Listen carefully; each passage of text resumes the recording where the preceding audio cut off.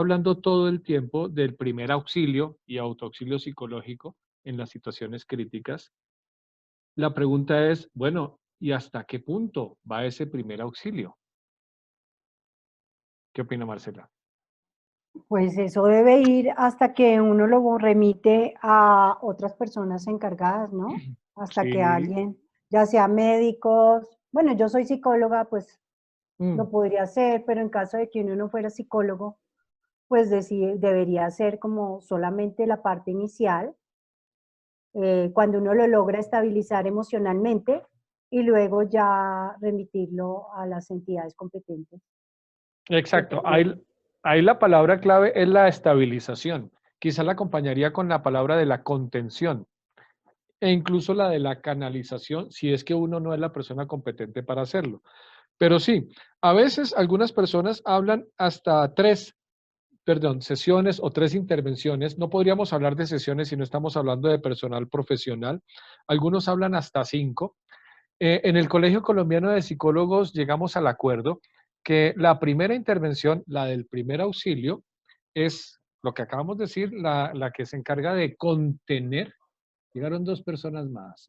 Perdón, sala de espera, admitir y admitir. Perfecto. Entonces, estamos diciendo que el primer auxilio va hasta la contención, la estabilización de esos signos vitales, de esa sobreactivación fisiológica y psicológica de la persona. Y después viene la intervención en crisis, que es una intervención de mayor plazo, de mayor aliento, en donde estamos explorando si la persona tuvo impactos más allá de los extraordinarios, más allá de los ordinarios, impactos que la persona resiente en su calidad de vida, en su funcionalidad en la vida diaria, que ameriten ahora sí una intervención profesional. De ahí para atrás, sí, estamos hablando de primer auxilio. Solo que esa intervención en crisis, de ahí en adelante, ya no la puede hacer todo el mundo. Esa es una de las diferencias. El primer auxilio psicológico lo puede hacer cualquier persona, no necesariamente un profesional de la salud mental, siempre que tenga un entrenamiento básico, en cualquiera de las propuestas que hay de primer auxilio psicológico. Pero la intervención en crisis más allá sí es privativa de un psicólogo clínico, de un psiquiatra y en algunos casos de neurólogos, incluso de terapias, dependiendo de la especificidad de la situación. Pero sí es necesario establecer ese límite. No vamos a prestar primeros auxilios indefinidamente, sino a lo largo del transcurso de la crisis. Eso es importante tenerlo muy en claro. Y también para evitar la intrusión de las personas que no son profesionales de la conducta humana en terrenos que son propiedad de la conducta humana. Esa era la primera pregunta que quería resolver. Para entrar al grueso del tema de hoy, que es el que está proyectado, el autocuidado del cuidador. En las 4 sesiones anteriores nos preocupamos mucho, aunque no descuidamos el autocuidado, pero nos concentramos más en cómo hacer para orientar, para contener, para apoyar a la persona que está pasando por la situación crítica. Hoy nos vamos a concentrar más en nosotros mismos. Y lanzo la pregunta, venga, ¿esto tendrá alguna importancia, el autocuidado del cuidador? Díganme ustedes.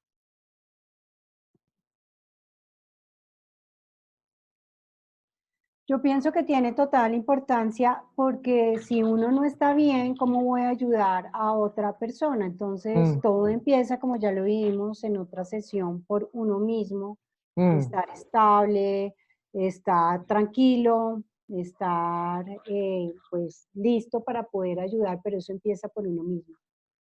Sí, con un componente adicional y es que la persona a la que estamos apoyando o las personas están pasando por su propio proceso, que tiene sus connotaciones, todo eso ya lo vimos, pero nosotros pasamos permanentemente por los procesos de muchas personas, todo el tiempo, varias veces al día. Y empezamos a recibir información, transferencia le llaman, empezamos a llevarnos para la casa los problemas que vamos enfrentando, nos empezamos a llevar las frustraciones porque nunca o no siempre tenemos toda la posibilidad de resolver todos los problemas, las preocupaciones y empiezan invadir nuestros pensamientos, nuestros sueños, nuestra cotidianidad, empiezan a alterar nuestra relación con la familia, nuestra calidad de vida, nuestro funcionamiento. Pasa todo el tiempo. Y este es un tema que está cobrando cada vez más y más y más importancia. Desafortunadamente por las razones, creo que no son las correctas, y es que cada vez más cuidadores, no solamente de salud mental, también médicos, enfermeras, terapeutas, etcétera, están acusando los impactos de su trabajo, de su labor. Y se presenta cada vez más burnout, que se queman y no quiero volver a saber de esto y renuncian y no los volvemos a ver.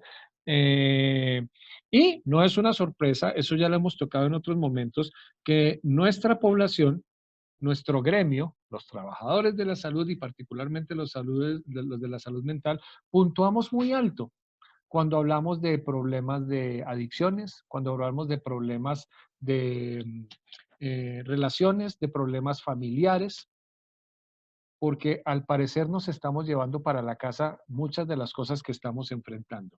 Y hay otra circunstancia que no nos favorece, y eso es un acuerdo, cuando uno habla con colegas de todo el mundo, es si hay pacientes complicados, si hay pacientes difíciles, si hay pacientes necios que no ponen cuidado y que creen que a mí no me va a pasar, adivinen quiénes son esos.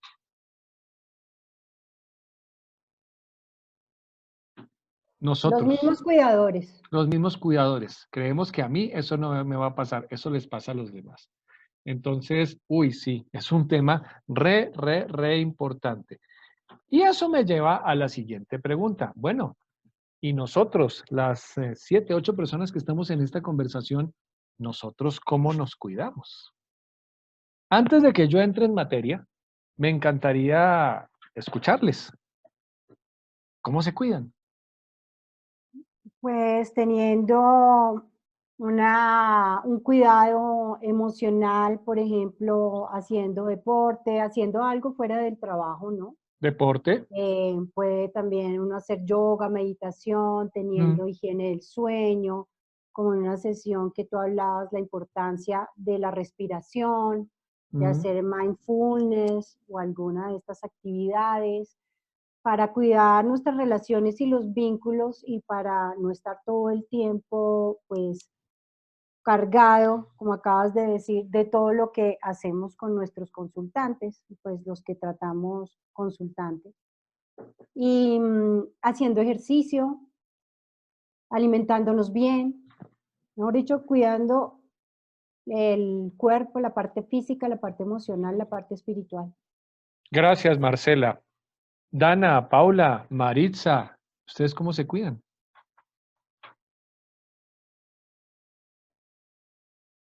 Hello, aló, Hola, aló. buenas tardes. Buenas. ¿Me escuchan bien? Sí, escucho. Ok. Yo siento que parte de ese autocuidado también es como conocerse mucho y saber en qué momento me está afectando una situación y cómo la estoy manejando. De tal manera que cuando ya me afecta y digamos, no sé, siento que muchas veces en psicología nos dicen que cuando uno sabe que tiene algún problema o algún conflicto con ciertos temas o ciertos casos, es mejor hacerse a un lado. Primero, para no afectar a la persona con la que uno está tratando y segundo, para uno no afectarse más de lo que pueda llegar a suceder. Entonces, siento que el autoconocimiento es muy importante para todo este tipo de procesos. Bien, gracias, Dana. ¿Alguien más? ¿Alguien quiere aportar algo antes de que entremos en materia ya formalmente? ¿Cómo nos cuidamos? O la pregunta básica, ¿nos cuidamos?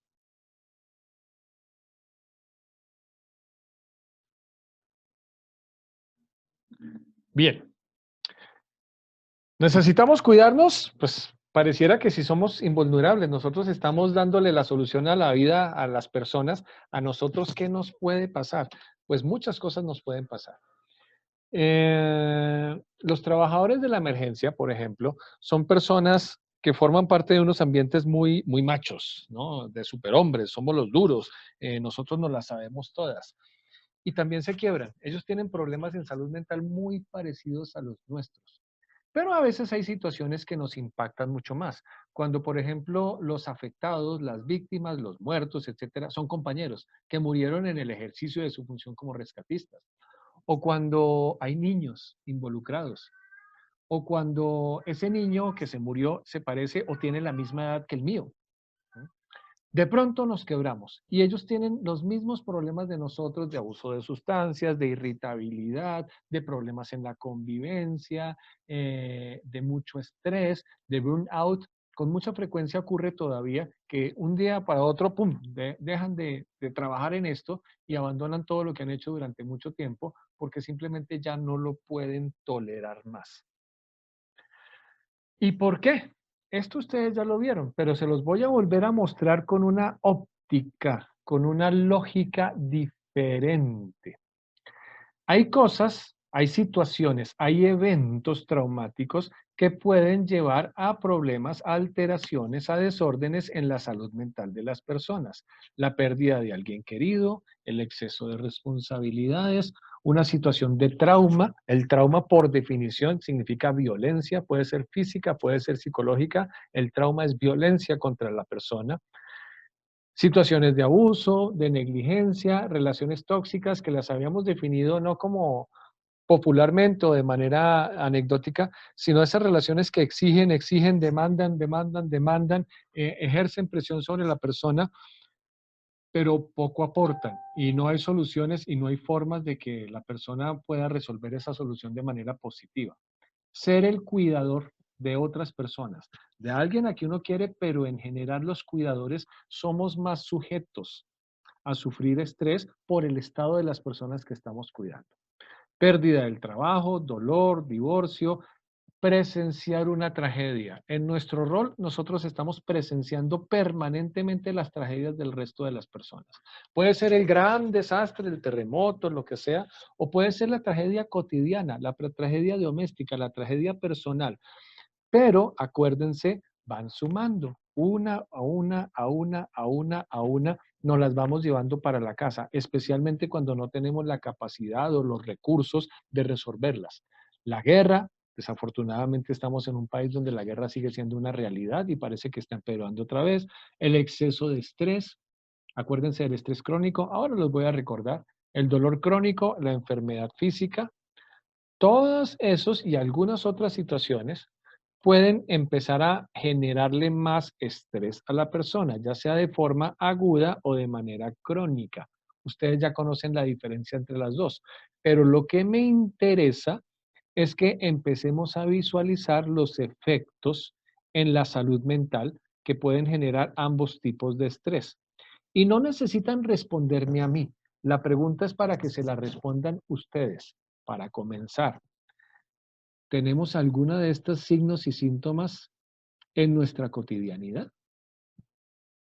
Recuerden, no me la tienen que responder a mí. Esa pregunta se la responde usted, a usted mismo. ¿Es consciente de que usted puede estar sufriendo el efecto del estrés por manejar una situación crítica a lo largo del tiempo de las demás personas? Acuérdense que el cuerpo y el cerebro nos hablan, nos dan mensajes.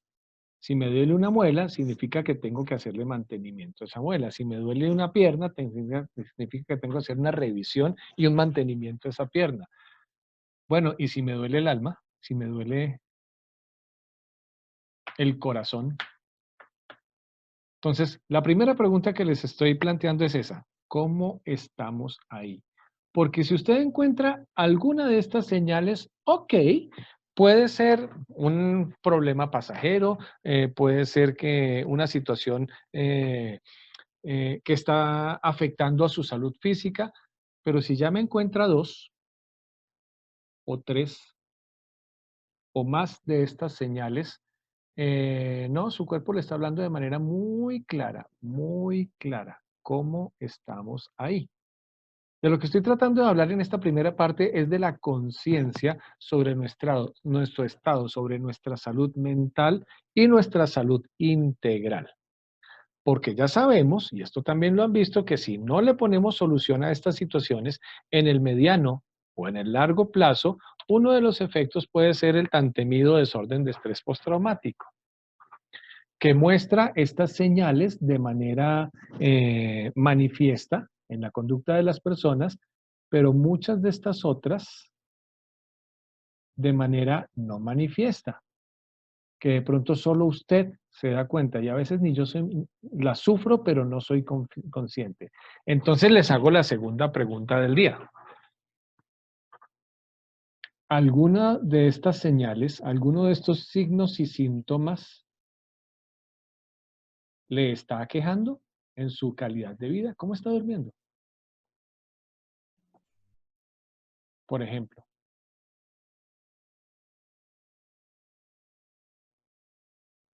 hágase el autoexamen. Empiece a verificar. Ya tienen las presentaciones. Hoy les mando después de esta presentación, la cuarta y la quinta. Empiecen a hacer el autoexamen y acostúmbrense a hacer ese autoexamen periódicamente para ver cómo va el sistema, cómo estoy yo.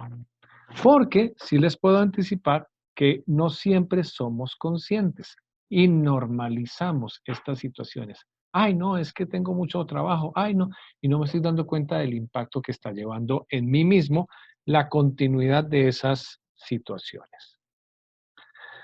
De lo que se trata, igual que con el resto de la población, es que en nosotros mismos nos instalemos los recursos adecuados, tengamos acceso al acompañamiento correcto, ya sea el autoacompañamiento o el acompañamiento por los pares, por nuestros colegas, para protegernos a nosotros de esos mismos efectos.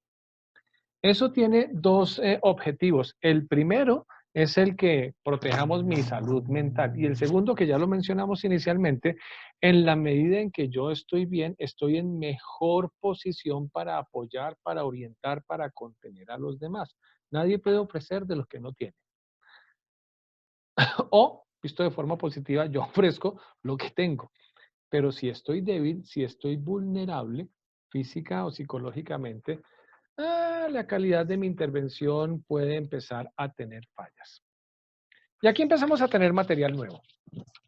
No se trata de esperar el post-impacto, de que la persona, el cuidador, ya esté roto, ya tenga afecciones definitivas en su salud mental y en su salud física, para que entonces ahí sí lo arreglemos. No, la intervención es preventiva. La intervención es desde antes.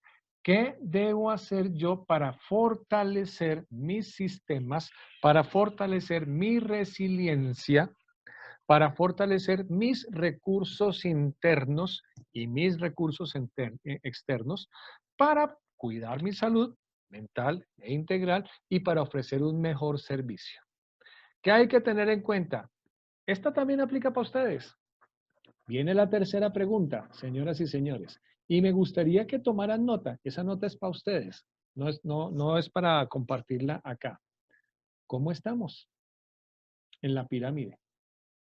¿Cómo está el cubrimiento de mis necesidades básicas y de seguridad? ¿Hay algún vacío ahí? ¿Hay algo que tenga que ajustar? ¿Hay algo que necesite corregir? ¿Cómo está mi soporte familiar y comunitario? En un mundo ideal, todas las familias y comunidades son perfectas. En el mundo real, no. En todas partes hay conflictos, hay problemas, hay disfuncionalidades, hay dilemas. Es muy probable que en la mía también lo haya. En el nivel familiar, en el nivel comunitario. Bueno, ¿cómo lo estoy procesando? ¿Qué hay que hacer para estabilizar la situación? ¿Qué hay que hacer para que la situación no me desestabilice a mí? Soporte focalizado. Tengo César Constaín, el psiquiatra que les he mencionado varias veces y del que aprendí mucho. El tipo decía, todos tenemos derecho a nuestras aberracioncitas, todos tenemos nuestro cable en cortocircuito, todos tenemos alguna tuerca floja. Sí, puede ser normal, pero a veces podemos tener alguna situación que nos está generando algún desequilibrio que ya empieza a ser significativo, que empieza a interferir con mi funcionalidad, con mi calidad de vida, con el funcionamiento en sociedad. Esto es algo muy privado también, no necesito que me lo respondan, pero respóndaselo a sí mismo. hágase el examen. ¿Cómo estoy ahí? Y puede ser, los médicos también se enferman, que eventualmente necesitamos un soporte especializado. De hecho, los psicoanalistas tienen algo que yo considero que es muy positivo en la protección de su pobre salud, de su propia salud mental, es que ellos tienen la figura del supervisor. Generalmente, un psicoanalista tiene un supervisor que es otro psicoanalista, pero mucho mayor, mucho más viejo, que lleva muchos más años en el ejercicio, con el cual hacen consulta regularmente a lo largo de su profesión. Ese supervisor les está ayudando a ver cómo van en general y a ver cómo su oficio de psicoanalistas, el estar escarbando en las miserias y en los problemas y en las carencias de las personas, cómo los está afectando a ellos. La gracia es que ese psicoanalista mayor, más viejo, con más recorrido, tiene un poquito más de experiencia y también ya pasó por ahí, también sufrió esos dolores, también sufrió esas transferencias y tiene una mejor posición para acompañar, monitorear, mentorear, si así lo quieren, al psicoanalista más joven. Y así, ese es uno de los mecanismos que utilizan para proteger su propia salud mental. Me parece interesante. Hasta nosotros, de vez en cuando, necesitamos ir al psicólogo porque podemos tener situaciones que se escapan de nuestro control. Y como ya lo conversamos hace un momento, yo no me doy cuenta necesariamente siempre. O puede que me di cuenta, pero no lo acepte. Porque a veces asociamos nuestra estabilidad con nuestra competencia. Y pienso que si reconozco algún problema, tal vez resulte menos competente. Y eso me da miedo. Entonces, hágase el examen y hágaselo de vez en cuando. Cada par de meses, cada 6 meses, usted establecerá la frecuencia. Pero es bueno estar revisando qué está fallando en cada uno de los niveles y qué puedo hacer para corregirlo. Necesidades. Situaciones que nos ayudan a mantener, que son factores protectores de nuestra propia salud mental. Un clima laboral positivo y que ofrezca soporte. No depende solamente de nosotros. A veces sí, a veces yo soy jefe, a veces yo condiciono el clima laboral de las demás personas. Entonces, ¿usted en qué clima laboral prefiere trabajar? ¿En uno en donde estén siempre buscando el error y donde estén buscando siempre el responsable y lo regañen en público y que nada funcione y el punto negro en la pared blanca? Es decir, que uno se esfuerza en hacer todo bien, pero siempre hay alguien que está mirando el detallito que está mal y lo está llamando a relucir, y donde estamos siempre buscando quién es el responsable para no ser el responsable yo. Pues ese es un clima laboral absolutamente nefasto para la salud mental de las personas. Y a veces hay que tomar la decisión de, uy, no, yo no quiero eso. ¿Yo qué prefiero? ¿La estabilidad económica, tener un buen cargo o un clima que me esté cobrando, arriendo permanentemente a mi salud mental? Si tenemos la oportunidad de participar en la construcción de ese clima laboral, eso es lo primero que tenemos que construir, un clima laboral positivo, que soporte, que le dé confianza al ser humano, que sea respetuoso con el ser humano y con su dignidad, que se concentre en el error, no en la persona. Es distinto decir, este procedimiento estuvo mal, hay que corregirlo, a decir, usted es un bruto porque se equivocó. Entonces, somos llamados, no somos los únicos, pero somos llamados a generar el ambiente más positivo, más protector, más respetuoso en el clima laboral, en beneficio, en cuidado de la salud mental de todos los que siguen de ahí en adelante. En general, la experiencia me ha mostrado, y la literatura también lo confirma, que eso depende de los primeros niveles de la pirámide organizacional. Una cabeza, una cúpula organizacional que ofrece un clima laboral negativo, de ahí en adelante, eso es lo que va a caer en cascada a los demás niveles. Estamos hablando de situaciones críticas. ¿Qué situaciones nos ayudan a mantener la salud mental de las personas y la nuestra? Información clara, correcta, confiable, mesurada sobre los riesgos y las medidas de protección. Acuérdense que en las situaciones críticas se disparan los rumores, los mitos, las cadenas de WhatsApp, por las redes sociales, en los noticieros, crisis, coronavirus, nos vamos a morir, Dios mío, etc. Hay mucha información sin control, mucha información no confirmada, mucha información claramente equivocada, que le genera más desazón, más incertidumbre a las personas. Entonces, una de las primeras cosas que necesitamos hacer y que también nos conviene a nosotros es clarificar, limpiar esa información para llegar solamente a la información confiable por entidades reconocidas, confirmada, que no esté deformada, que no esté puesta al servicio de agendas políticas, agendas ideológicas, agendas religiosas, información clara y correcta sobre la amenaza, en este último año, por ejemplo, sobre el coronavirus, pero también sobre las opciones de solución, sobre, bueno, ¿cómo me puedo proteger? ¿Qué es lo que hay que hacer? En la medida en que las personas tienen la información clara, la información correcta, tienen más oportunidad de seguirla y protegerse. No solamente frente a la amenaza en particular, sino protegerse de la incertidumbre, de la desazón, es que me dijeron, el mito, el rumor. También acceso a los recursos de protección. Les comenté alguna vez que a veces me llegaban instituciones hospitalarias y secretarías de salud a pedirme ayuda porque sus personales estaban en crisis y necesitaba que les ayudara a manejar el estrés para que no se quemaran, en fin. Y la primera pregunta que yo les hacía es, bueno, ¿y cómo están de elementos de protección personal frente al coronavirus?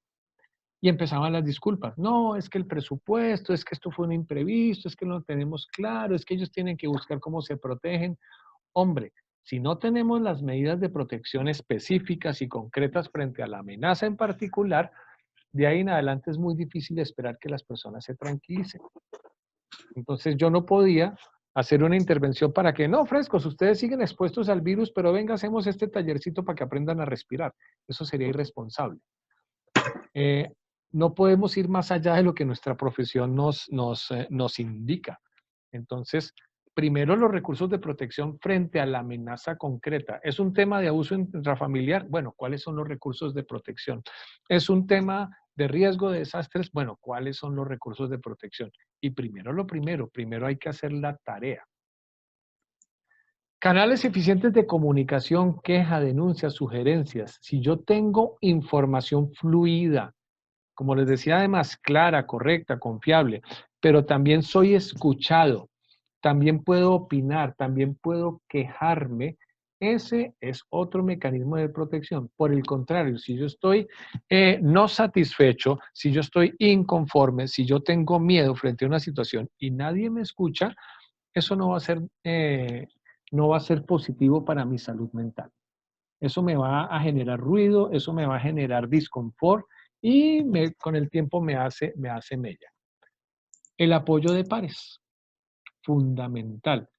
Gente de mi profesión, gente que me conozca, porque ellos saben cómo soy yo. Ellos saben qué está bien, qué está mal, cuáles son mis manifestaciones normales, cuáles son mis manifestaciones anormales y por qué entre los pares podemos hablar de ciertas cosas. Oiga, hermano, no sé qué hacer con esto. Oiga, estoy desesperado con esto. Oiga, estoy aburrido. Me puedo quitar con el par, con el amigo, con el compañero, la coraza del profesional, el uniforme, la bata, lo que sea, y puedo escuchar sus opiniones. Él me puede decir, sí, a mí me pasó lo mismo, hice esto, estas fueron las consecuencias, le sugiero esto otro. A mí también me pasa, entonces no estoy loco, no estoy mal, no estoy siendo poco profesional.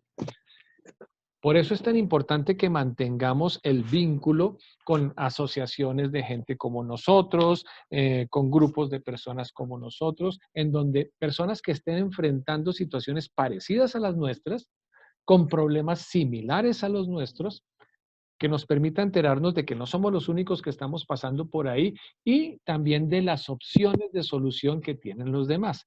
Y simultáneamente nos estamos cuidando, estamos observando cómo estamos. En los grupos de rescate, por ejemplo, que tienden a ser grupos muy cohesionados, gente que se conoce, que se estima, que andan juntos para arriba y para abajo. Una de las funciones que se están implementando y que está mostrando éxito al respecto es el que se estén vigilando. Oiga, este man está hoy particularmente agresivo, hoy está particularmente callado, algo no está ocurriendo, algo no está funcionando bien, porque se conocen. Es fundamental ese apoyo entre pares. La rotación, en la medida de lo posible. A veces algunas posiciones, algunas acciones, algunas actividades son más demandantes, son más desgastantes que otras. Si siempre las asume la misma persona, pues esa persona tiene mayor desgaste que los demás. Entonces, en las instituciones hospitalarias, en los grupos de rescate, estamos sugiriendo y funciona que no siempre hagan los mismos las mismas cosas, sino que a veces tengan funciones de mayor demanda, a veces funciones de menor demanda, de manera que el desgaste no se acumule en unas pocas personas, sino que entre todos se lo puedan rotar. Mentores, supervisores, madrinas, padrinos, como se los mencioné con los psicoanalistas. Entonces, una persona de mayor recorrido, una persona con más experiencia que yo.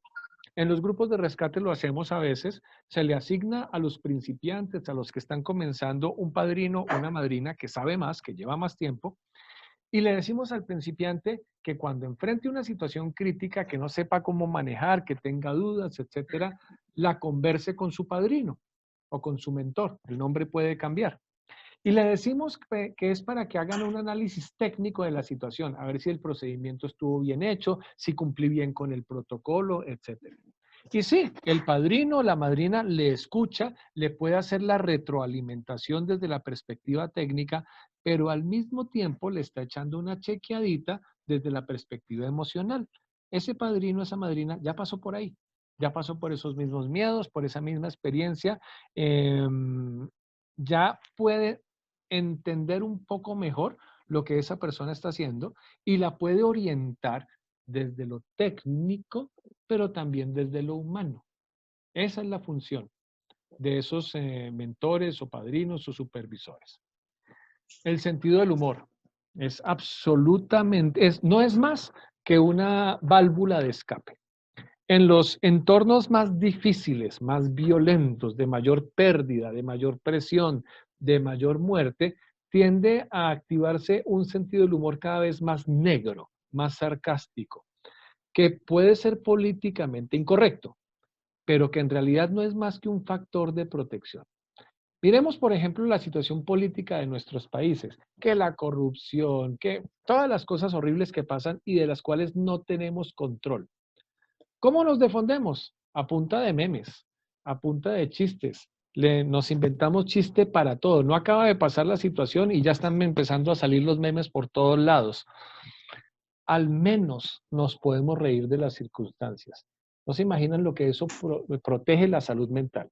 A veces, en algunos entornos de mucha presión, de mucho dolor, de mucho miedo, establecemos, se llaman espacios fuera o espacios seguros, lugares donde solo pueden estar los trabajadores de esa emergencia, los trabajadores de la salud, en donde uno puede decir lo que le dé la gana, reírse, echar la madre, burlarse, llorar, patalear, para que pueda botar la energía, para que pueda descargarse de lo que le está acongojando, de lo que le está haciendo perder el equilibrio.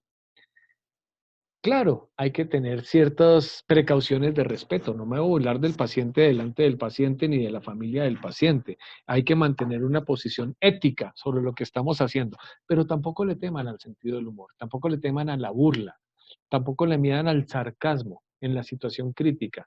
Es un factor de protección, es una válvula de seguridad. Salgan al sol y al aire libre de vez en cuando, como las maticas. Hay procesos fisiológicos que tienen que ver con el fortalecimiento de sus defensas ante los virus, las bacterias, todos los agentes patógenos que dependen de su exposición al sol para que usted desarrolle vitamina D, para que usted asimile mejor el calcio, etc. Somos seres vivientes y los seres vivientes no pueden estar metidos en el interior en un armario toda la vida, necesitan salir. Pero el acto de salir también le ayuda a usted para respirar, para cambiar de ambiente, para pensar en cosas diferentes. A mí me ayuda, por ejemplo, sacar al perro. El perro tiene que salir, yo salgo con el perro porque no puede salir solo, y en esa caminadita con el perro también me despejo, también pienso en otras cosas, también veo gente distinta, saludo a otras personas, veo verde porque voy al parque. Entonces, ¿tiene perro? Sáquelo. ¿No tiene el perro? Entonces sáquese a pasear usted.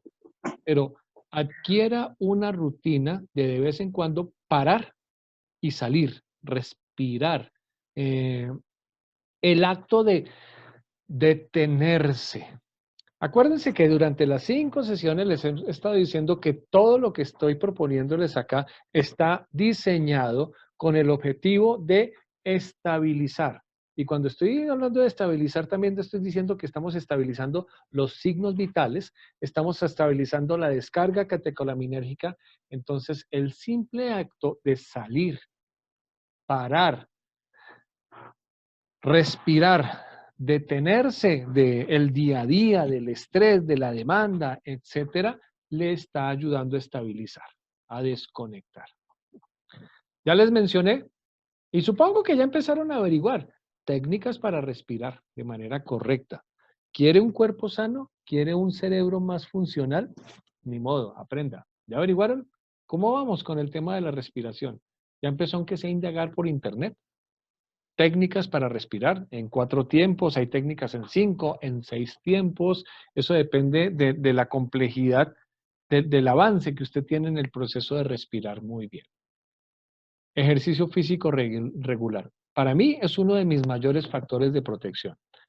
No solamente porque me ayuda a mantener un cuerpo sano, y es verdad que mente sana en cuerpo sano, sino también porque igual me ayuda a desconectar.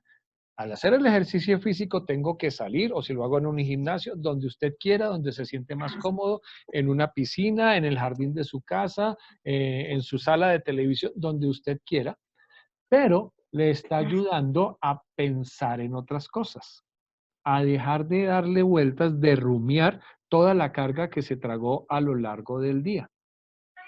Y además, el ejercicio tiene una ganancia adicional, que puede que al principio nos moleste, nos duela, estamos oxidados, al otro día amanecemos con ácido láctico en los músculos y nos duele caminar, pero en la medida en que usted mantenga la práctica, empieza a liberar endorfinas, empieza a liberar hormonas de placer, de bienestar.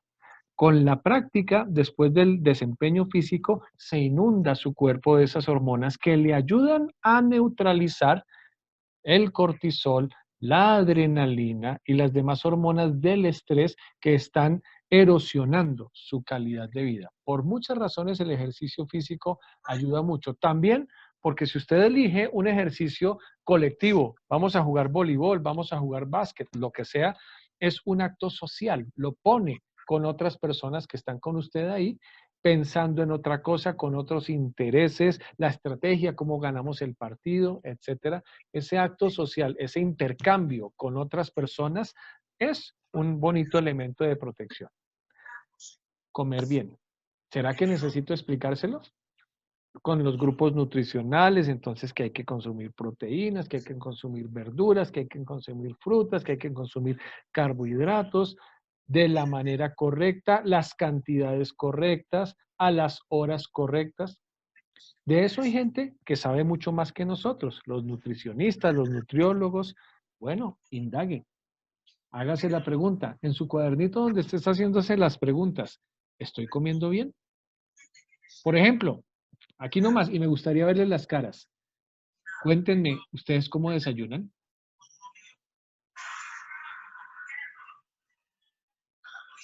¡Ja! ¡Ja, ja, ja, ja, ja!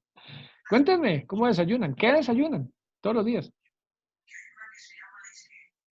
Y tendría que hacer una pregunta mucho más básica. ¿Desayunan?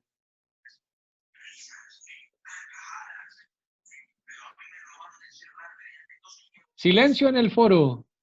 Venga, Sí, yo satisfagan mi curiosidad. yo desayuno tipo 6 de la mañana, jugo de naranja, huevitos, arepa. No, me imagino que está bien. Bueno, el jugo de naranja, ¿es jugo natural o de esos de...? No, jugo natural. Ok, ok, ok. ¿Y alguna frutica adicional? No, ninguno.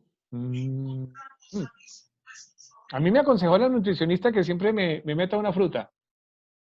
Por eso hay que preguntarles. Pero bueno, no me podría yo desayunar. Mi desayuno está como cercano a eso. Yo le agrego un poquito de queso, me tomo un café, un chocolate, a veces arepa, a veces pancito, me tomo unas vitaminas. Tengo curiosidad. Ustedes, los demás, ¿cómo desayunan? Las demás, ¿cómo desayunan? ¿Desayunan? Yo creo que en algún tiempo no desayunaba, como que salía sin comer nada porque no me da tiempo. Después de eso ya como que el desayuno es lo más importante y trato de hacerlo muy nutricionalmente balanceado. La sabiduría popular dice que uno tiene que desayunar como rey, almorzar como príncipe y comer como mendigo. Y cuando uno les pregunta a los nutricionistas, confirman el mensaje. Lo precisan un poco mejor. Bueno, aquí ninguno de nosotros es autoridad ni puede decir sugerencias de qué es lo que hay que hacer. Pero ese conocimiento existe. Averígüelo, indáguelo, hágase un examen. ¿Usted está comiendo bien? ¿Tiene todos los nutrientes que su cuerpo necesita? También dependiendo de su edad, de su complejidad, de su complexión física. Revísese. ¿Dormimos bien? ¿Cuántas horas es que tiene que dormir un adulto para tener un sueño reparador? ¿Por lo menos? ¿Entre 6 y 7 horas? Por lo menos 7. Por lo menos 7 horas para tener un sueño reparador. Y los que saben de higiene del sueño, y de pronto aquí tengo a alguien que sepa higiene del sueño, ¿qué otras condiciones ponen para que sea un sueño de calidad? Para que tengamos un sueño REM, que es a donde tenemos que llegar para que podamos tener una buena calidad de vida. ¿Cómo tiene que ser esa higiene del sueño? Sin aparatos electrónicos cerca, Nada de eso, sí. ¿Qué más? el cuarto oscuro, que haya oscuridad, ojalá no hayan prendidos los botoncitos del televisor o cosas así. Plena oscuridad, sí, En la también. oscuridad, ojalá no haya ruido. Y eso es. Térmicamente estable, ni muy caliente, ni muy abrigado, ni muy desabrigado. Así. Venga, Ojalá no hacer ejercicio antes de irse a dormir porque si no queda muy activo. ajá. Entonces, como nosotros orientamos a las personas en su calidad de vida y les vamos a sugerir cosas como estas, pues creo que tenemos que indagar un poco más, ¿no? Para poder dar mejores consejos y para poder aplicar esos consejos en nosotros mismos. En ese sueño continuo, en ese sueño, un indicador de calidad del sueño es, ¿usted soñó? En la medida en que las personas llegan a la fase REM, llegan a la fase de sueño, significa que si está durmiendo, descansando de manera continua lo que necesita hacer. Si usted no sueña, échese una revisadita, porque probablemente no está durmiendo de manera correcta. Entonces hay expertos en higiene del sueño que ayudan a mejorar eso. Desconectarse. Usted es psicólogo hasta las 5 de la tarde. De ahí en adelante es una persona común y corriente. Entonces, haga cosas distintas. Le gusta la jardinería, le gusta un hobby, le gusta hacer deporte, le gusta un grupo de oración, no sé. Pero haga cosas diferentes que no tengan nada que ver y que no lo obliguen a estar pensando en lo mismo. A nosotros, hoy en día, en el mundo de hoy, no nos sirve, no ayuda con ese propósito las comunicaciones. Entonces tenemos el WhatsApp y estamos mandando y recibiendo mensajes todo el día y toda la noche y el correo y venga, le echo una miradita al correo antes de acostarme a dormir. No, no. A menos que usted trabaje en una entidad de emergencias y que vidas dependan de su respuesta inmediata, no, esos hábitos no. Y si usted tiene la oportunidad de educar al resto de las personas en la organización en la que usted trabaja, de que nos comuniquemos solo en las horas laborales y permitamos que la gente en las horas de descanso no tengan que pensar otra vez volverse a conectar con su trabajo, eso es una ayuda importante para mantener la salud mental de las personas. El fin de semana es para descansar, punto. La noche es para descansar o para hacer otras cosas, no estar metidos todo el tiempo. Y aquí también hay otra ventaja que podemos aprovechar. A veces, a mí me pasa mucho eso, cuando enfrentamos un problema complejo y que lo pensamos y le damos vueltas, etcétera, en la medida en que lo pensamos y lo pensamos y lo pensamos más, es más difícil verlo, porque nos vamos enfocando, nos vamos entunelando. A veces conviene dejar de pensar en ese problema, ocupar la atención en otras cosas y dejar que el cerebro procese lo que tenga que procesar de manera periférica, de manera lateral, de forma que después cuando vuelvo a pensar en el asunto tengo una óptica diferente. Cuando yo tengo la capacidad, me sirve mucho, cuando hay algo que me molesta, ¡pum!, desconecto y hago otra cosa. Y poco a poco van fluyendo otras opciones de solución. En cambio, cuando me quedo solamente pensando y clavando y dándole vueltas y masticándolo, me bloqueo.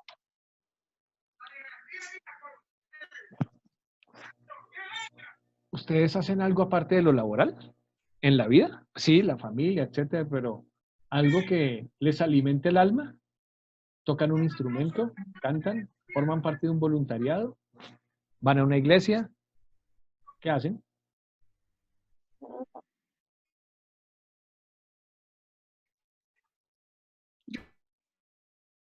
Yo juego tenis. ¿Qué juegan? ¿Qué juegan? Yo soy voluntaria. Ok, vamos una por una. ¿Quiénes juegan? ¿Qué juegan? Yo juego tenis. Ok, una actividad física, que ya vimos las ventajas de eso y también la pone a pensar en otra cosa. Muy bien. ¿Quién es voluntaria? Así es. Yo, ¿Y en qué? Si nos quiere contar. en techo, ¿En qué? un techo para mi país. Ah, ok. En la fundación Un Techo para mi país. Entonces, allá tiene un rol distinto, un estatus distinto, es algo completamente distinto. Y además que se siente uno bien, ¿no? Yo he ido unas cuantas veces a Techo y bueno, se siente uno bien que gracias Sí, al esfuerzo de uno, esa noche una familia va a dormir bien. Oh, exacto. sí. En la Universidad del Rosario, él ya murió, un profesor, era se me olvidó el nombre, bueno, era muy respetado, muy reconocido, y él tenía una discusión permanente con sus colegas. Él era profesor en la Facultad de Medicina, y tenemos el paradigma que los médicos tienen que concentrarse y estudiar muchas horas, muchos días, etcétera, sobre medicina para que se conviertan en buenos médicos. La pelea que tenía él con sus demás colegas, y él llegó a ser decano de medicina, era una persona muy respetada, es que los estudiantes de medicina tenían, y los obligaba, tenían que hacer alguna cosa, inscribir alguna materia que nada tuviera que ver con medicina. Entonces los hacía meterse a teatro, a danzas, él se iba mucho por las artes, a música, a muchas cosas. Los demás profesores de medicina peleaban con él porque, según ellos, los estaba distrayendo. Que ellos no querían que el estudiante de medicina fuera un buen cantante o un buen músico o un buen artesano o lo que fuera. No, que él tenía que concentrar todo su conocimiento, todo su tiempo, toda su energía en convertirse en un buen médico. Eso es lo que le decían los compañeros. Afortunadamente el tipo se supo imponer y logró mantener ese hábito, todavía se mantiene en esa universidad. ¿Qué opinan de esa discusión? ¿Quién tenía razón ahí? El decano. Pero pues, ¿a mí de qué me sirve que mi médico sea un buen guitarrista? Yo necesito que el tipo sepa de lo que le fui Es a cierto. consultar. pero más allá de médico es un ser humano y no solamente está el área profesional y académica, sino hay otras áreas que son importantes para el desarrollo personal. Sí, es cierto. Este profesor decía que aquel que solo sabe de medicina, ni de medicina sabe. Él los estaba protegiendo también. Él les estaba dándoles recursos, les estaba instalando recursos para liberarse del estrés, para desconectarse, para hacer cosas diferentes. Y, no y también él decía, y también tenía razón, que no quería solamente buenos técnicos en medicina, sino quería seres humanos integrales, que pudieran sostener una conversación sobre arte, que tuvieran aficiones distintas, que apreciaran ir a una obra de teatro, etcétera. Sí, es muy importante, es muy útil permitirnos hacer cosas distintas que nos saquen de nuestro rol tradicional, que nos permitan aprender cosas nuevas que no sabemos, que nos bajen la presión, cosas en las que yo me pueda desconectar. La jardinería, por ejemplo, para algunas personas es absolutamente poderosa. Además tiene el contacto con la tierra, ensuciarse, crear vida, pero siempre por lo menos una actividad diferente a la laboral, de manera regular. Por esa misma línea, el contacto con la naturaleza. Yo salgo mucho a caminar con mi perro y salimos a las montañas y nos metemos a los ríos, etcétera. Pues somos seres vivientes. Necesitamos mantener ese contacto. Ese contacto nos nutre, nos descarga. Directo cuando podemos hacerlo, pero de pronto usted me dice, no, es que yo vivo en un 10º piso en el centro de la ciudad, ¿ahí cómo hago? Entonces ahí hablamos del contacto indirecto. Bueno, siembre unas matas en su casa, tenga sí, unas materas, tiene una ventana, ponga ahí comida para que vengan los pájaros, salga a un parque y abrace un árbol, pero no pierda el contacto con la naturaleza, ese contacto con la naturaleza. Y ya hay investigaciones que lo demuestran que cuando uno sale y hace una caminata por un jardín, por un bosque, etcétera, reduce sus constantes fisiológicas, baja los niveles de estrés, baja la tensión arterial. Ok, entonces aprovechalo y mantenga un contacto lo más permanente que pueda con la naturaleza. Siembre un árbol y salga y lo cuida cada semana, cada 15 días, depende de sus disponibilidades, véalo crecer. Eh, Tantos movimientos que hay hoy en día de personas que hacen agricultura urbana y que siembran sus propios tomates y sus propias cebollas y los ven crecer y después tienen la satisfacción de comerse lo que él mismo produjo. Todo eso produce también una estabilidad. Acuérdense, todo lo que estamos haciendo es para estabilizar a las personas. Pedir ayuda no es fácil, ¿no? A veces uno cree que cuando uno pide ayuda, como que pierde estatus también, como que es menos que, como que reconoce sus propias debilidades. Hombre, somos seres humanos, no somos más que eso. A veces estamos en capacidad de ayudar a otros, lo cual también es un poderoso protector de la salud mental de las personas. Ayudar a otros me pone a mí en una posición en la que no soy tan vulnerable, en la que soy apreciado, en la que soy querido, en la que soy útil para otras personas, pero a veces soy yo el que pide ayuda y no tiene nada de malo. Yo no me las sé todas, no tengo el control de todas las situaciones. Entonces, a veces sube, a veces baja, a veces estoy bien, a veces no estoy tan bien. No le temamos a pedir ayuda, no temamos a decir, no sé qué hacer con esta situación, perdí el control en esto, no sé qué tengo que hacer, cómo proceder. Esa es una forma de mantener activos también los vínculos y de mantener las redes de sustentación funcionando. Las redes a veces me sirven a mí, a veces es para que yo les sirva a los demás. Y nunca, nunca, nunca, nunca sobra tener unos servicios de apoyo psicosocial disponibles y eficientes. ¿Ustedes tienen el equivalente al supervisor que les mencioné de los psicoanalistas? No tienen que responderme. Todas las preguntas les estoy haciendo para ustedes mismos. ¿Usted consulta a un colega para que le pegue una ordenadita de vez en cuando? ¿Para que le dé una segunda perspectiva de vez en cuando? Si necesitara ayuda psicosocial, ¿tiene a dónde? A la población en general, en Colombia, le podemos decir que si tiene algún tipo de necesidad, puede marcar a este número.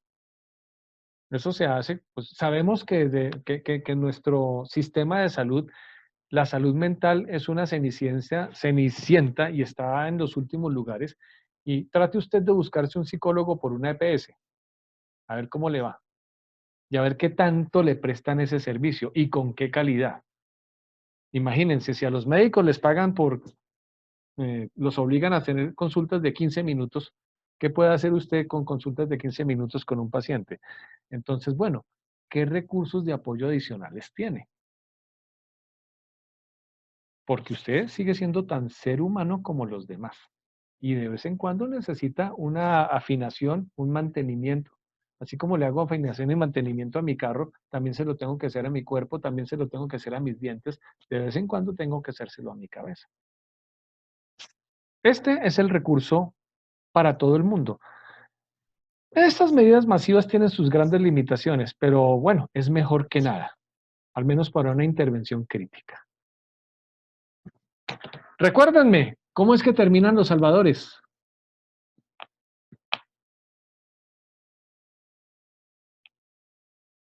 Crucificados. No tenemos todas las soluciones. No nos las ganamos todas. A veces podemos hacer nuestro mejor esfuerzo y no vamos a poder corregir la situación. No vamos a poder garantizarle los derechos a ese niño, no vamos a poder conseguir el objetivo. Eso pasa, así es la vida. Si yo me castigo por cada fracaso y lo asumo y me lo echo sobre la espalda, pues me va a pesar, porque habrá otros fracasos y con el tiempo esa carga no la puedo llevar. Entonces, sí, concentrémonos en ser el mejor ser humano posible, el mejor profesional posible, pero tengamos esa conciencia. Algunos se van a morir, algunos no van a tomar buenas decisiones en su vida y esas decisiones son de ellos, no son mías. Yo oriento, yo apoyo, yo informo, yo conecto con los recursos internos y externos, pero es la vida de él. Él es quien decide. ¿Toma buenas decisiones? Ah, chévere. ¿Toma malas decisiones y las consecuencias son negativas? Hombre, qué lástima. Pero no fueron mis decisiones, fueron las de él. No somos los únicos responsables de lo que está pasando. Les conté en alguna de estas sesiones la experiencia con un jefe de bomberos en México. No. Bueno, estaba entrenando bomberos, policías y militares en el norte de México, que es una zona muy particular, de mucho conflicto, mucha violencia, es muy compleja, y también por temas culturales, norte de México, machos, machotes mexicanos. Entonces un macho machote no llora, un macho machote no pide ayuda, gente muy dura, muy recia. Hicimos un curso y cuando terminamos, un comandante de bomberos nos invitó a su estación de bomberos. Ese es un acto de protocolo, eso es un acto como invitar a alguien a la casa. Los bomberos son muy orgullosos de sus estaciones, de sus equipos, y no invitan a todo el mundo, invitan a quien le tienen confianza. Y es una invitación que hay que aceptar. Entonces, claro, fuimos a su estación de bomberos y lo que se hace siempre es que le muestran a uno los equipos y el carro y los elementos que tienen. Como les digo, son muy orgullosos de eso. Este tipo era un tipo grandote, fuerte, muy respetado en la región. Era un referente para toda la región. Y el tipo se las arregló para que el resto de la gente siguieran viendo los equipos y activándolos y haciendo ejercicios y tal, y me llevó a mí a su oficina.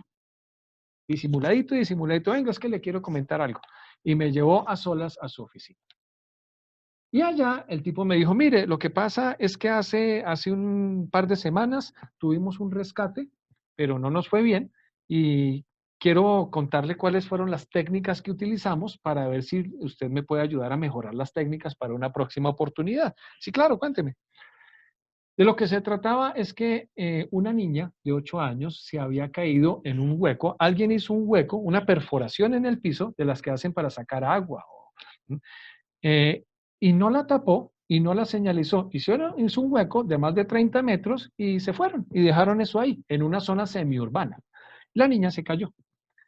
Ese es un procedimiento muy difícil, muy riesgoso, muy complicado y de muy pocas posibilidades de éxito. Esta gente estuvo 2 días haciendo lo posible con sus recursos que eran limitados, tratando de rescatar a la niña. La niña en el hueco 30 metros abajo llorando, pidiendo ayuda, que la sacaran, que no la dejaran morir. Estos se esforzaron todo lo que pudieron, pero cuando la lograron sacar, la niña ya estaba muerta. Entonces, el tipo me decía que, pues, ¿cómo hacíamos para mejorar las técnicas para que el rescate fuera más rápido, más eficiente y para mejorar las posibilidades de supervivencia, etcétera? Y cuando me estaba hablando de los detalles técnicos, las lágrimas le estaban corriendo. A estas alturas, ¿ustedes todavía creen que el tipo quería hablar de procedimientos técnicos? No, no quería. ¿Él de qué quería hablar? Sí, quería desahogarse. Claro, al tipo lo estaba ahogando la culpa, porque él estaba asumiendo la culpa. El tipo, macho, machote mexicano, super bombero reconocido, eficiente, respetado, etcétera. Él estaba seguro de que la niña se había muerto porque él no había hecho bien su trabajo, porque se había tardado mucho en hacer el rescate y la culpa lo estaba devorando. Díganme ustedes, ¿qué harían ahí? Pónganse en mi posición. ¿Les puedo Escuchar, anticipar? Sí, bueno, escucharlo. contenerlo. Les anticipo algo, el tipo tuvo el tipo no podía llorar delante de sus subalternos, además, porque tenía su superimagen que cuidar, que proteger. Él aprovechó la oportunidad. Este tipo, psicólogo, rescatista, vive en otro país, no le va a contar a nadie, esta es la mía. Y pum, me llevó y se desahogó conmigo. Ahora sí, lo escucharían, ¿qué más? Ahí había un par de cositas claves para hacer. Sí, escucharlo, por supuesto. ¿Qué más? Contenerlo, Sí, avancen, van bien, sigan por ahí. apoyarlo ¿Apoyarlo en qué sentido? emocionalmente, como Ok, estoy contigo, sí, te pero acompaño. había algo que al tipo lo estaba ahogando. La culpa. Sí, y entonces ahí qué. Mm, ayudarlo a que se diera cuenta que la responsabilidad no era de él. Exacto. Él no hizo el hueco. Él no lo dejó destapado y sin señalización. Los culpables de la muerte de la niña eran los cretinos que hicieron esa barbaridad. Él hizo lo que podía hacer con sus recursos disponibles. Él no era el responsable. Pasa con mucha frecuencia que el rescatista, el cuidador, y nosotros estamos en esa categoría, tendemos a echarnos las culpas que no nos corresponden. Nos cargamos culpas que no son nuestras. Y claro, eso es muy difícil de sostener en el tiempo. Entonces tenga usted absolutamente claro hasta dónde llega su responsabilidad. No somos los únicos responsables y no somos Dios. En la respuesta de los refugiados de Siria y de Afganistán en Alemania, una de las primeras cosas que encontré cuando llegué y tomé la posición es que los alemanes, los trabajadores sociales, los psicólogos, toda la gente que estaba ayudando a contener a estas personas que estaban llegando a una situación muy difícil, estaban al borde del colapso emocional. Y eso me llamó la atención. ¿Y por qué ellos y no los estaban más choqueados que los mismos refugiados? ¿Pero qué pasó aquí? Entonces, me puse a indagar y encontré que cuando llegaban los refugiados, muchos de los alemanes, gente joven, con muchos ideales, con las ganas de ayudar, de colaborar, de las primeras cosas que les decían, venga hermano, mire, este es mi número celular. Todos los refugiados ya tenían celular, les dieron celulares. Venga, anótelo, cualquier cosa que necesite me avisa, fresco, yo estoy para ayudarle. Y los refugiados lo hacían, los llamaban a las 2 de la mañana, los llamaban los domingos por la tarde, los llamaban a exigirles cosas que ellos no les podían dar. Oiga, es que usted me dijo que me iba a ayudar, usted me tiene que conseguir la nacionalidad alemana ya, usted tiene que conseguirme un trabajo ya, empezaban a hacerles un montón de demandas que escapaban de la competencia de los trabajadores alemanes. Y empezaron a alterarles el sueño, el descanso, empezaron a manipularles la culpa. Si ve, si usted no me ayuda, entonces a mí me van a deportar y me van a mandar a mi país y eso es culpa suya y me van a matar. Lo primero que hice fue cambiarles las SIM a los celulares de todos y prohibir que se entregara el número celular a cualquier refugiado. Porque todas las demandas que hacían, la mayoría no tenían nada que ver con la competencia del trabajador de salud mental, y no tenían por qué solo a las 2 de la mañana, ni los domingos, ni los sábados, ni los viernes por la noche, y empezar a organizar y decirles a los refugiados, venga, usted puede ayudar en esto, en esto, en esto, y por estos canales. Solamente dejé un celular activado para urgencias, si alguna cosa grave llegara a pasar, y lo rotábamos. Hacíamos turnos, cada noche alguien diferente tenía el celular de urgencias. Del resto, todo el mundo apenas se iba para la casa, se desconectaba y descansaba de toda la presión que estaban llevando. Entonces no se echen todo el peso encima. Haga lo mejor que pueda, preocúpese todo lo que pueda mientras está en su rol laboral. Pero hasta ahí. Hay otras personas, hay otras entidades que tienen sus propias cargas, sus propias responsabilidades. Entonces, no se eche encima las cargas de los demás. Estamos construyendo resiliencia. Ustedes estas imágenes ya las vieron. Pero es que esa resiliencia también es para nosotros. Ya lo dijimos desde el principio. Usted necesita estar bien si quiere estar en capacidad de ayudar a los demás. Porque si usted es quien ayuda y se deteriora, entonces ahora ¿quién ayuda?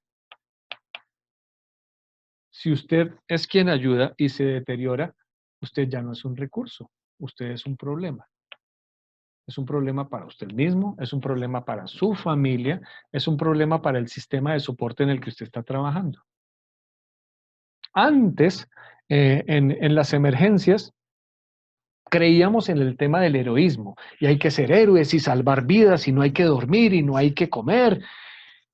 Y a los 2 días estábamos reventados y estábamos tomando pésimas decisiones y se perdían vidas por las pésimas decisiones que estábamos tomando, porque ya estábamos colapsados.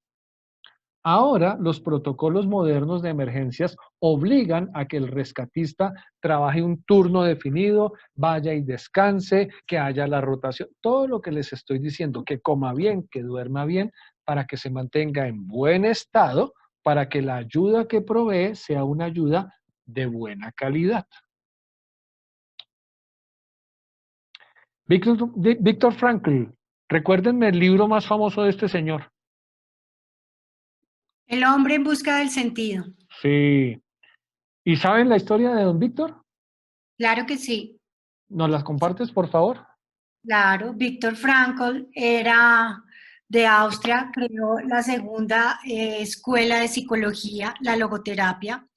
Él era un judío que estuvo en 4 campos de concentración y escribió este libro que es el más importante fuera de otros, pero este lo escribió porque hizo como un estudio de la psicología del comportamiento humano bajo presión, como es haber vivido en estos campos de concentración, y encontró su conclusión que el hombre tiene la libertad, la última de las libertades, que es asumir una actitud frente al sufrimiento, o víctima de las circunstancias o protagonista de su vida, porque él en este estudio se dio cuenta que las personas que lograron sobrevivir fuera del azar eran las que tenían un fuerte sentido de vida, como él, que era escribir este libro, ir a buscar a su familia, que todos estaban en campos de concentración, y a su esposa, que estaba embarazada.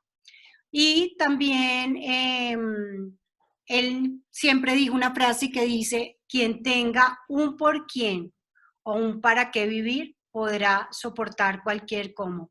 Y cuando se acabó la guerra, fue a buscar a su familia y pues nadie había sobrevivido, su esposa había fallecido y empezó pues no encontró nada, ni su casa ni nada, y empezó entonces a empezar su vida creando esta escuela, ayudando a otras personas que habían sobrevivido, pero las que no tenían fuerte sentido de vida, así hubieran sobrevivido, aún algunas se suicidaron.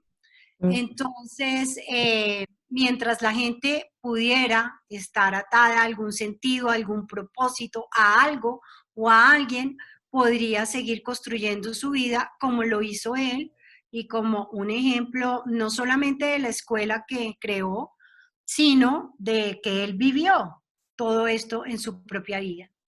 A partir de unas pérdidas brutales. Dicho, no solamente fue que perdió a su familia, que sí, la perdió toda, sino la perdió de la peor, los asesinaron de mala manera y con toda la miseria humana que significaron los campos de concentración. Entonces sí, estaba ante la posición de, bueno, o me dejo consumir por esto, que era lo más fácil, dejar de luchar, o le encuentro sentido a la vida. Y descubrió, una de las cosas que propuso, sí, tienes todas las razones, venga, yo no tengo el control sobre todo, yo tengo el control sobre mí, sobre mis circunstancias, y eso. Entonces yo no puedo pretender transformar el mundo. Nadie puede cambiar el mundo, pero todos sí tenemos la capacidad de influir en nuestro entorno inmediato, en nosotros mismos. Sí, Entonces, así es. de eso se trata, de no tratar de abarcar demasiado, que no lo voy a poder lograr y eso me va a traer unos sentimientos de frustración y de culpa y de... ¿Mm? Usted encárguese de hacer bien lo que usted puede y sabe hacer dentro de sus alcances, dentro de su cobertura. Eso le ayuda a mantener tranquila el alma. Y confíe en que hay otras personas que también están haciendo lo suyo. La vida me dio la oportunidad de conocer una historia no tan dramática, pero sí del otro lado.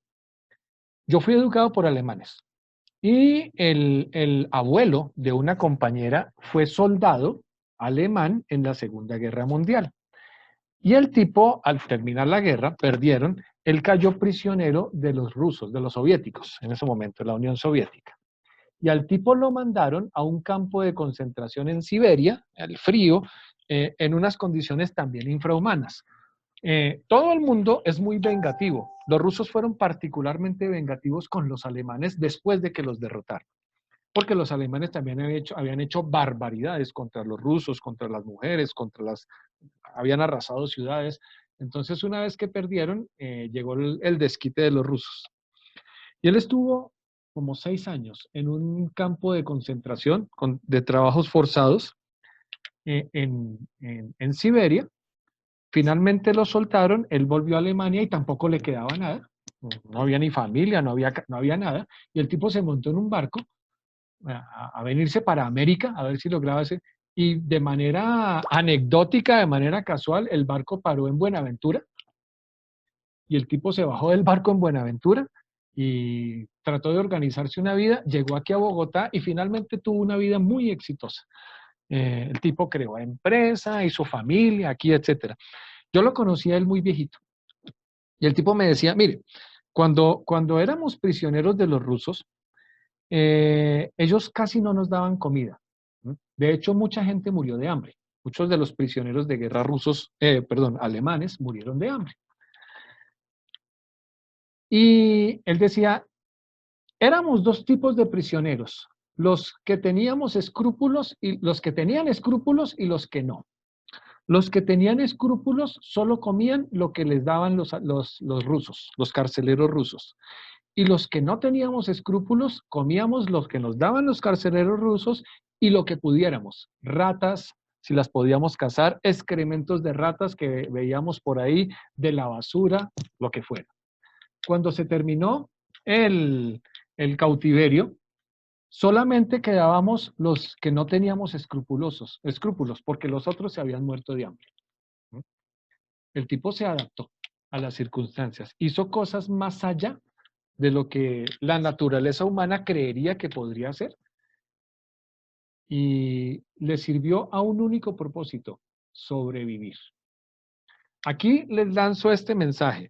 Cuando estamos pasando situaciones críticas, cuando estamos pasando situaciones muy duras, de las que creemos que no vamos a salir adelante, tenemos dudas, tenemos incertidumbres, hay un objetivo: sobrevivir. salir adelante de eso. ¿Cómo? No sé, pero salir de ahí. Agárrese de eso. Yo he recibido unos entrenamientos muy largos y varias veces sostenidos en el tiempo del Departamento de Seguridad de Naciones Unidas. Ellos entrenan a las personas que van a trabajar en lugares de conflicto y guerras y ese tipo de cosas. Y cuando usted va a trabajar en una zona de conflicto, es posible que lo secuestren, y es posible que lo torturen, y es posible que pase por situaciones de combate y situaciones muy duras que ponen muy en riesgo su vida. Entonces a uno le enseñan unas técnicas para reducir el riesgo, para reducir la probabilidad de que uno le peguen un tiro, para que uno se convierta, que uno no se convierta en blanco del terrorista, del agresor, etcétera, y todo lo que tenga que hacer para salir con vida de ese episodio. Y el mensaje es el mismo, es usted aquí tiene un objetivo, sobrevivir. Haga lo que tenga que hacer para sobrevivir. Mientras usted esté vivo, mientras usted pueda regresar a su casa, a su familia, a su vida, va a poder reconstruir lo que tenga que reconstruir, pero solo necesita estar vivo. Entonces son mensajes más o menos en la misma línea. A veces las crisis nos van a exigir más allá de lo necesario. Lo bueno es que ya lo sabemos. ¿Cuáles son mis recursos? ¿Cuáles recursos personales, internos, estoy sembrando? Porque todo ser humano a lo largo de su vida va a vivir por lo menos 5 o 6 situaciones críticas, feas, fuertes, muerte de seres queridos, pérdida de relaciones importantes, pérdida de la estabilidad económica, enfermedad, todos vamos a pasar por ahí. Bueno, ¿cuáles son mis recursos? Otra vez saquen el cuadernito y anoten cuáles son sus recursos.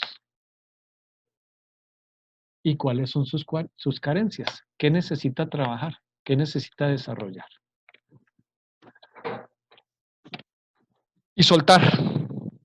No somos los dueños del mundo, no tenemos el control de todo. Usted tiene el control de su entorno inmediato, de usted mismo, y no más. Compañeras, comentarios.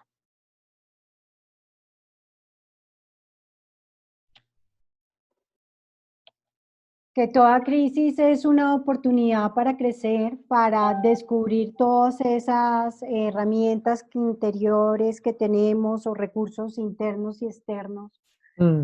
Podemos verlo como lo queramos ver, como víctimas o como resilientes, y que en momentos de crisis cada persona saca lo que tiene en el fondo de su alma, de su corazón y de sus propias herramientas.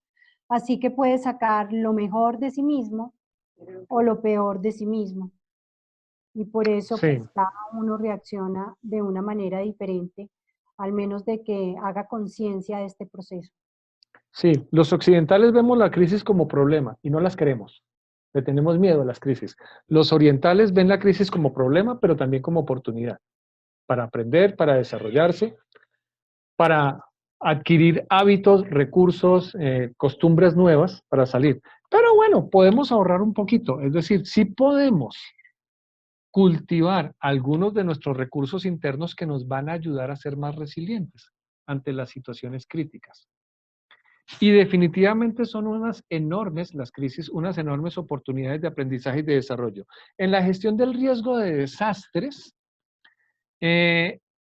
obviamente nadie quiere los desastres, nadie quiere que un terremoto mate muchas personas y que tumbe la infraestructura de una ciudad y que eso lo tenemos absolutamente claro. Entonces la mayoría de los esfuerzos, al menos en teoría, eso no ocurre en Colombia, deberían estar dirigidos hacia la mitigación de los riesgos, hacia reducir los riesgos y reducir los impactos que esos riesgos pueden producir para que cuando sobrevenga el terremoto, pues no tumbe tantas casas y no mate tanta gente. Pero como igual va a venir el terremoto y no tenemos control sobre eso, después vienen los esfuerzos de recuperación. Y a lo que voy es que visto desde la perspectiva macro, un desastre en primera instancia es algo no deseado que nadie quiere. Pero si usted mira una ciudad que pasó por un terremoto, por un tsunami, por un gran evento de estos, 20 años después, y generalmente va a encontrar una ciudad mucho más desarrollada, con mejor calidad de vida que lo que era antes del desastre. El ejemplo que tenemos absolutamente claro en Colombia es Armenia. Armenia fue devastada por un terremoto en el 99, hace 21 años. 1168 muertos, todavía me acuerdo. Por supuesto, ahí estuve trabajando. Y todo el dolor, todo el sufrimiento. Ahora, Armenia tiene una mejor infraestructura urbana, tiene una mejor planeación, tiene una mejor calidad de vida que otras ciudades de Colombia. ¿Y por qué creen que pasó eso? Aprendieron. Y porque ya se les cayó la ciudad, la tuvieron que reconstruir. Entonces, ya que la perdimos, hagámosla mejor, planifiquémosla mejor, organicémonos mejor.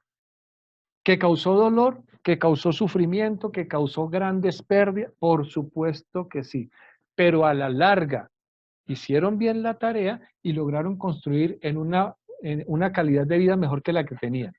Acuérdense del ciclo del duelo que les mostré desde la primera sesión, en donde uno se niega, después pelea contra el mundo, después entra en la tristeza profunda, después se empieza a recuperar y algunos llegan a la fase de aprendizaje, de convertirse en mejores personas. Eso también pasa a nivel macro, eso también puede pasar a nivel social, a nivel colectivo.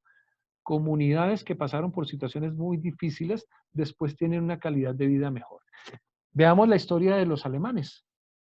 2 guerras mundiales que los dejaron devastados. De los japoneses, los cogieron a punta de bombazos atómicos. ¿Cómo están ellos ahora? Aprendieron de la experiencia y construyeron una mejor sociedad. Las crisis, tienes toda la razón, traen esa oportunidad, solo que uno no lo ve en el momento de la crisis. Cuando uno está en la fase profunda, en el pozo de la desesperanza, pues no quiere ver nada, no entiende nada, no sabe nada, yo no quiero esto, no me quiero morir, no quiero enfrentar más esta situación.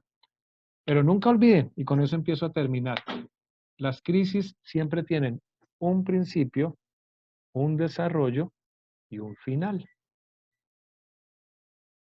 Parte de nuestra tarea es ayudarle a la gente a darse cuenta, a entender que esto no va a durar toda la vida, por aquí vamos a pasar, pero de esta vamos a salir. Y también tengámoslo presente para nosotros. ¿Alguien más quiere compartir algo?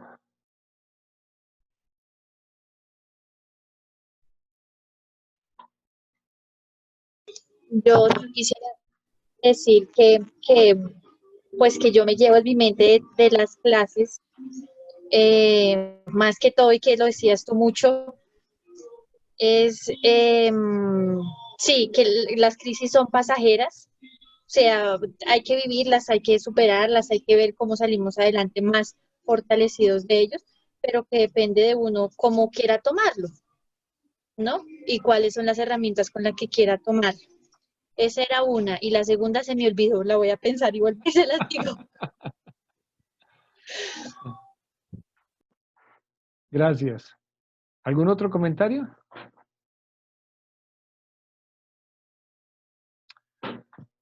Si no hay más comentarios, bueno, llegamos al último punto de este esfuerzo colectivo.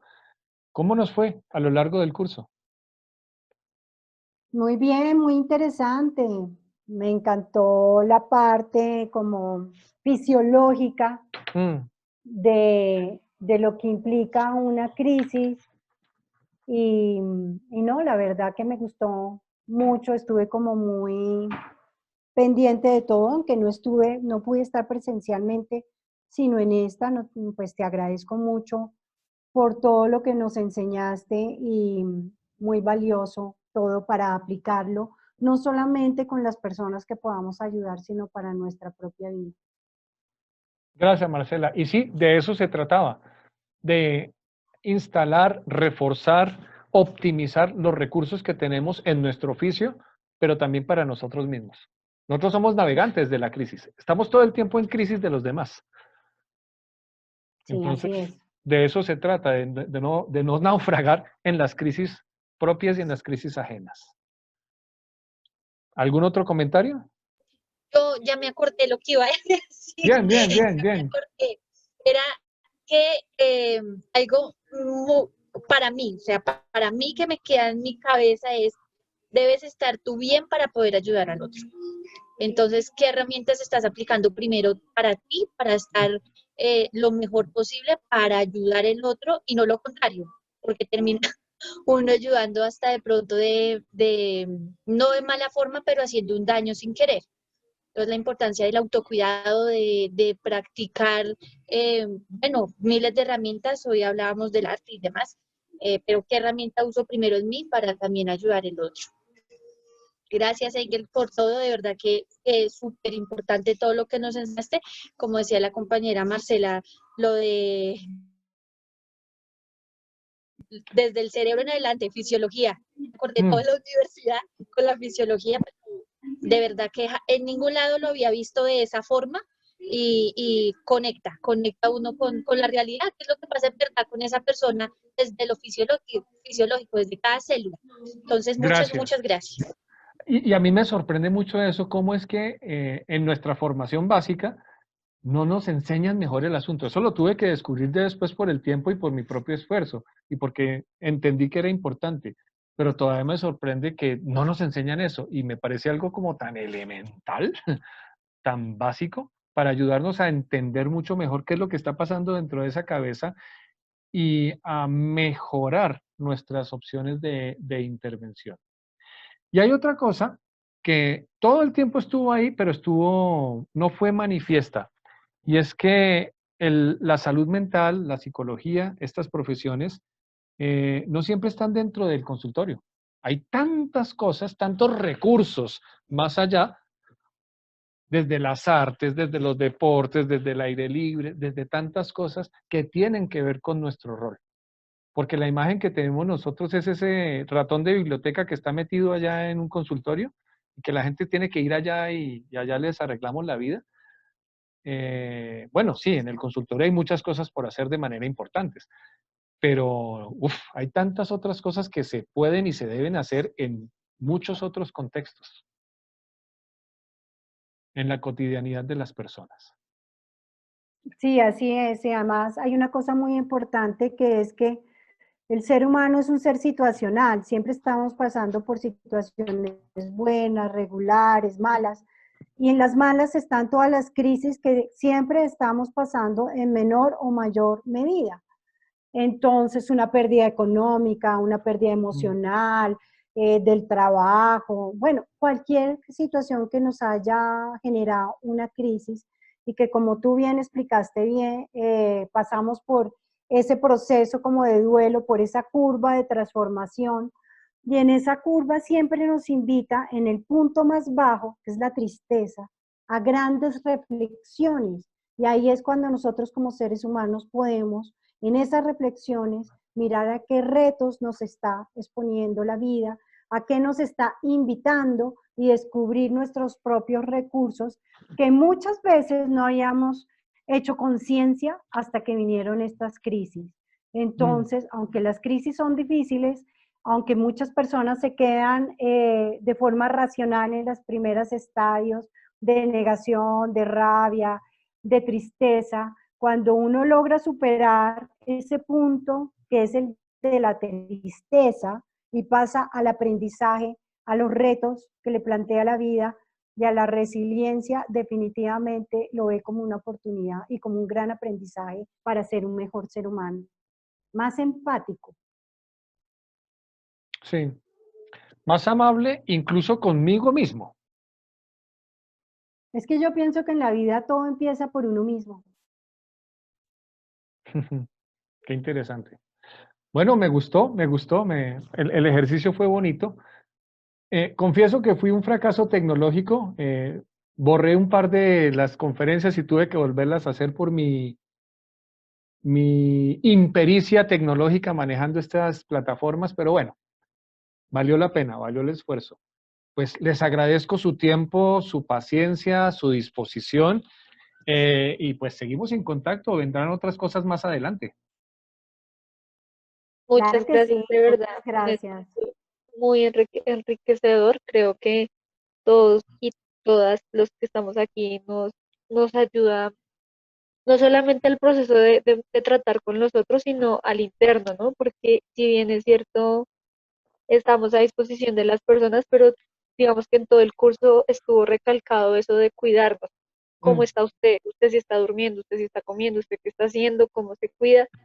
Y de verdad uno a veces deja eso de lado porque sí, de verdad, como decías, uno se siente el superhéroe y no, o sea, de verdad que esa parte humana es mm. muy importante como resaltarla siempre y que sea como la prioridad antes de llegar a un lugar a ser gestor de crisis o cualquier cosa. Entonces, de verdad, muchas gracias también por recordar eso de que sin importar en la situación que estemos, primero somos nosotros como seres humanos individuales que necesitan analizar y reforzar un montón de cosas que no teníamos en cuenta. Gracias, Dana. Este fin de semana participé en un congreso que hicieron los psicólogos del Cuerpo de Bomberos del Perú.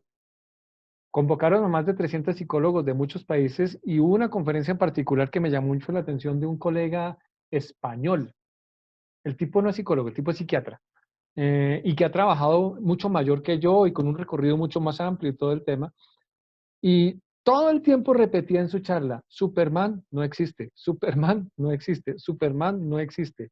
Y decía claramente que les estaba hablando a los psicólogos, porque los psicólogos y los trabajadores de la salud mental en algún momento pensaban que a ellos no les iba a pasar nada. Y nos demostró a lo largo de su charla que sí, que les pasan muchas cosas y les pasan cosas horribles. Entonces teníamos más o menos el mismo tono de la conferencia, pero me quedó muy claro esa repetición y lo hizo muchas veces. Superman no existe.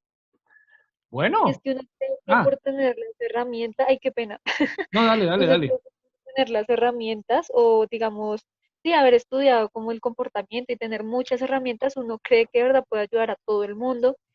Y, y creo que eso fue uno de los primeros choques cuando entra uno a la vida profesional, que, bueno, a la laboral, que como que uno de verdad quiere hacer todo y que todo salga bien y Mm, que todo salga perfecto. Pero sí, yo también me encontré con una psiquiatra que me decía como tú no vas a salvarle la vida a todo el mundo. O sea, eso mm. tienes que tenerlo en cuenta. Y eso duele dentro de uno, ¿no? Porque uno es ser humano y uno dice, pero ¿cómo no voy a poder ayudar a todo el mundo? ¿Y el Pero ego? realmente no. Sí, el ego, sí. Entonces, eso es muy interesante. Bien. Bueno, seguimos en contacto. Ya les avisaré de más cositas que serán más adelante. Sí, Ángel, Claro también que por el sí. lado de la Fundación Pepaso también pues agradecer ahí en un encuentro que desafortunadamente no pude estar por temas de trabajo, pero en los que estuve muy interesante todo el énfasis también, digamos, biológico también que pudimos como profundizar en este ejercicio, pero también pues todos esos últimos temas alrededor como del autocuidado. Mm, De verdad que sí ha sido, por ejemplo, para mí personalmente un trabajo o un espacio también que de temas que he venido también profundizando en el marco de eso, de sacarse o quitarse uno esa carga que siente frente a la responsabilidad a veces que uno siente que tiene como psicólogo y que pareciera que todo siempre lo tenemos de pronto que saber o lo tenemos que hacer mm, bien o como si no fuéramos humanos. Y mm. es entender también pues que sí, tenemos una profesión, pero antes de esa profesión pues somos, si es una profesión, somos humanos. Y Mm. en ese sentido pues también es como comprendernos y reconocernos como ello, como humanos y humanas que tenemos también errores, defectos, dificultades, problemas también tenemos, emociones, sentimientos y que bueno, tenemos algunas herramientas para brindar, pero también creo que en esa humanidad también como reconocernos para que también de ese error, de esas dificultades, pues inclusive más experiencia tenemos también o más vivencias que también nos van a poder servir en nuestro ejercicio. Entonces, como que sí, muy importante y totalmente de acuerdo con lo último que dijeron frente al tema del ego, sí creo que es como algo alrededor como de este tema y chévere pues que estos espacios también le permitan a uno seguirse reflexionando y pues desaprendiendo y también reelaborando otras cosas. Entonces, bien interesante y chévere también, Engels, porque entiendo también que pues ya asume como que entiendo que de parte de los procesos de Cities Rise y de Secretaría de Salud no vas a estar en proyecto de vida, pero chévere no perder el contacto y que tú sepas que aquí también estamos como generando estas dinámicas de trabajo en salud mental y que podamos quedar conectados en lo que tú también puedas allí ayudarnos a articular o a ser parte de procesos de formación que puedan seguir aportando en el proceso. Con Les mucho agradezco. gusto, Gracias. con mucho gusto. Bueno, a descansar, a desconectarse. Qué pena. Pero quería preguntar si de pronto en alguna oportunidad, cuando estés dentro de tus eh, labores de campo, pues si hay cupo para una voluntaria, aquí estaría Bueno, y a mí disponible. se me estaba olvidando decirles una cosa. No crean que la vida es tan fácil. Ustedes, lo que falta ahora es una certificación, pero se la tienen que ganar. Entonces, vamos a montar a lo largo de esta semana un banco de preguntas que ustedes cuando se metan van a recibir las preguntas aleatoriamente que van a confirmar el proceso de aprendizaje. Entonces, una vez superen de manera positiva ese banco de preguntas, ahí sí viene la certificación. Yo voy a poner ahora, cuando terminamos esta conversación, los dos videos que faltan, el cuarto y este. Voy a hacerlo con toda la concentración para no volverlos a borrar. Y después a sus correos, todos se los estoy mandando a sus correos, les mando las instrucciones para que hacia el final de la semana, que tengan tiempo de leer, les mandé mucha bibliografía, que tengan tiempo de ver los videos con calma. Y yo creo que hacia el jueves, viernes estoy poniéndoles, colgándoles las preguntas para confirmar su proceso de aprendizaje y después viene la certificación. Perfecto, muchas gracias. Estaré Perfecto, atenta. gracias. Gracias, Bueno, Engel. muy bien, que descansen. Igualmente. Gracias, Engel, lo Gracias. mismo. Feliz noche. Gracias, lo mismo.